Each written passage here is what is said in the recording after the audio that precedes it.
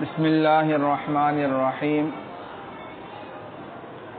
باب الماء الذی یجوز بہ الوضوء وما لا یجوز۔ یہ باب ہے اس پانی کے بارے میں یا ان پانیوں کے بارے میں کہ جن سے وضو جائز ہے اور جن سے جائز نہیں۔ الطہارۃ من الاحداث جائزۃ بماء السماء۔ طہارت حاصل کرنا، پاکی حاصل کرنا، خواہ وہ حدث اصغر سے ہو یا حدث اکبر سے ہو، من الاحداث کس سے؟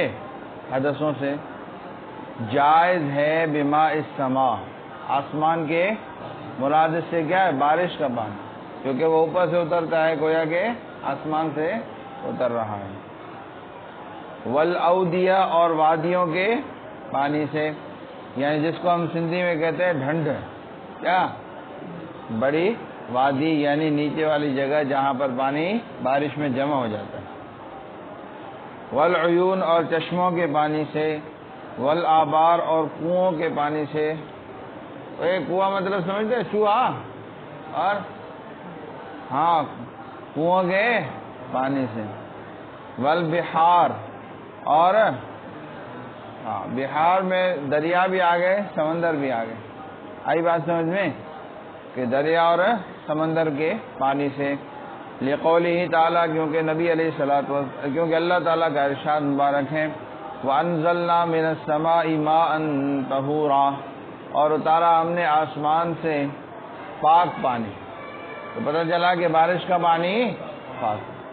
وقول علیہ السلام، اور حضور صلی اللہ علیہ وسلم کا ارشاد مبارک ہے، الماء طہور، پانی پاک ہے، لا ينجسہ شیء، نہیں ناپاک کر سکتی اس کو کوئی چیز، الا ما غیر، مگر جو تبدیل کرے اس کے رنگ کو یا اس کے ذائقے کو یا اس کی بو کو۔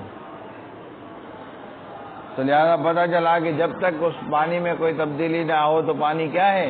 پاک۔ وقول علیہ السلام، اور حضور صلی اللہ علیہ وسلم کا ارشاد مبارک ہے، فی البحر، سمندر کے بارے میں، ہوا طہور ماؤہ، وہ یعنی سمندر پاک ہے اس کا پانی، والحل میتتہ، اور اس کا مردار حلال ہے، یعنی سمندر سے مچھلی بندہ پکڑے تو بغیر ذبح کیے ہوئے اس کو کھا سکتا ہے۔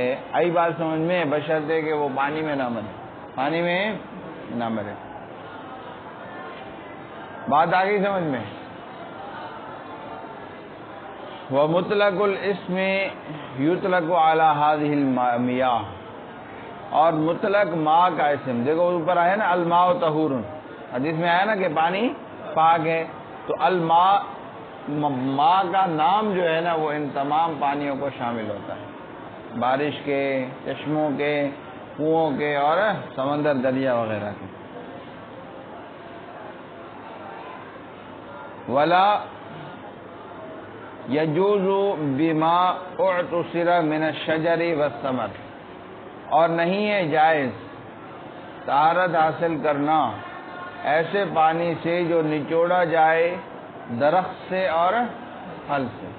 کسی درخت سے نچوڑا جائے تو وہ بھی پانی نہیں ہوگا، وہ اس کا رس ہوگا، یا پھل سے نچوڑا جائے وہ بھی، اس کو بھی پانی نہیں کہیں گے، بلکہ کیا کہیں گے؟ آم کا جوس، موسمی کا جوس، تو پانی بولتے ہیں۔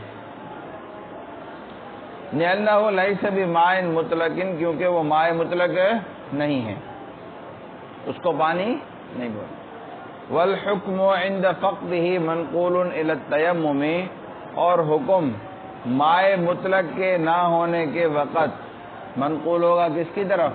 تیمم کی طرف، یعنی پانی نہیں ہے لیکن موسمی کا جوس ہے، تو موسمی کے جوس سے وضو نہیں کریں گے بلکہ ابھی تیمم کریں گے۔ کیا کریں گے؟ والوظیفۃ، اور وظیفہ، یعنی وظیفہ کیا ہے؟ وضو، ٹھیک ہے، دھونا، خواہ وضو کا ہو یا غسل کا ہو، اور وظیفہ ان اعضاء میں تعبدی ہے۔ کیا ہے؟ تعبدی سمجھایا تھا نا ہم نے، تعبدی جو عقل کے خلاف ہو، جو عقل کے صرف محض شریعت کی اتباع کرتے ہوئے جو ہے اس پر عمل کریں گے۔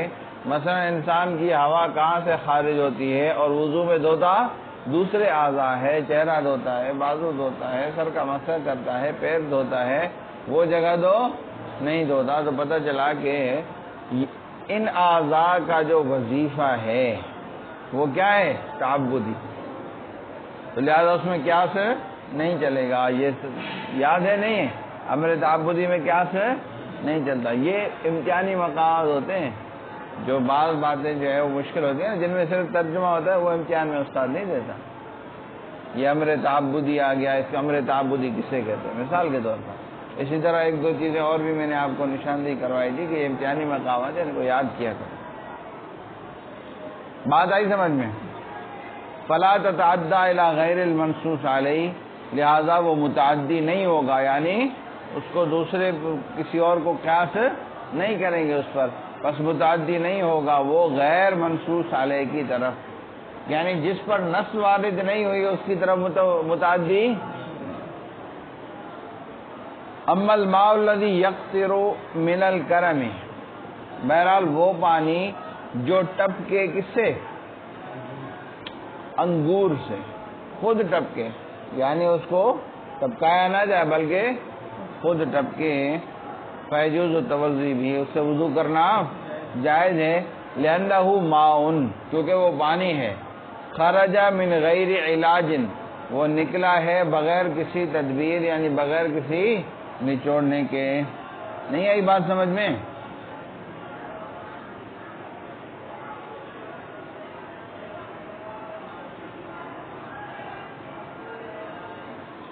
لأنه ماء خرج من غیر علاج. ٹھیک ہے. ذکرہ فی جوامع ابی یوسف، اس کو ذکر کیا ہے اس مسئلے کو جوامع ابی یوسف میں. اور فی الکتاب، اور کتاب قدوری میں بھی اشارۃ الیہ، اسی کی طرف اشارہ ہے. حیث شرط الاعتصار، اس حیثیت سے کہ انہوں نے شرط لگائی ہے نچوڑنے کی. اور تو سرا من الشجر، بس ثمر تھا نا، تو نچوڑنے کی شرط لگائی گئی ہے. تو پتہ چلا کہ کیا ہے، جو خود بخود نکلے نچوڑا نہ جائے اس سے وضو جائے. ولا يجوز بماء غلب علیہ غیرہ، اور نہیں ہے جائز ایسے پانی کے ساتھ کہ جس پر غالب آ جائے اس کا غیر.